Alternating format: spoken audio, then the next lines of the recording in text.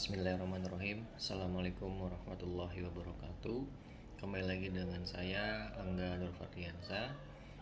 Pada kesempatan kali ini saya ingin melanjutkan pembelajaran saya di minggu ini dari buku Executive Leader by Getol MBA dengan bab yaitu keberanian dan pengambilan keputusan. Pengambilan keputusan adalah hal yang terjadi sehari-hari dalam kepemimpinan. Pemimpin yang tidak dapat mengambil keputusan akan dianggap impoten oleh anak buahnya atau timnya. Kemajuan kelompok juga bergantung pada kualitas pengambilan keputusan dan kecepatan serta ketepatan waktunya.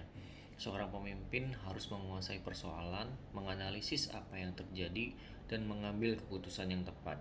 Hal ini tidak mudah dilakukan karena kenyataannya selalu ada hambatan.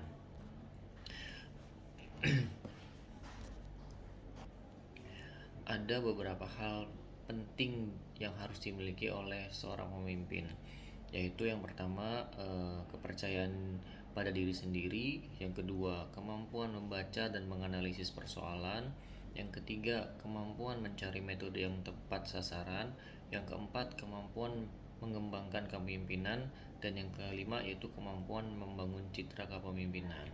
Oke, kita akan coba bahas satu persatu. Yang pertama kita bahas yaitu yang poin 1, yaitu kepercayaan pada diri sendiri.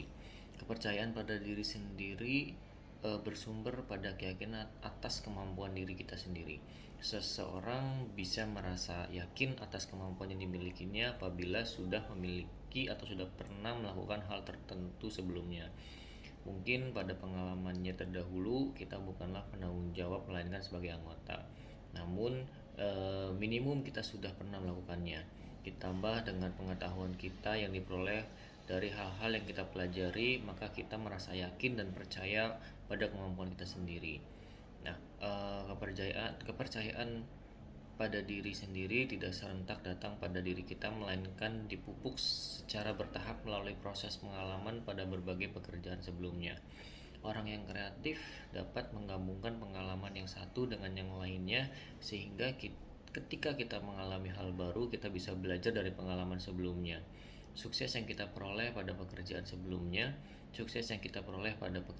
juga akan menambah kepercayaan pada diri kita ini.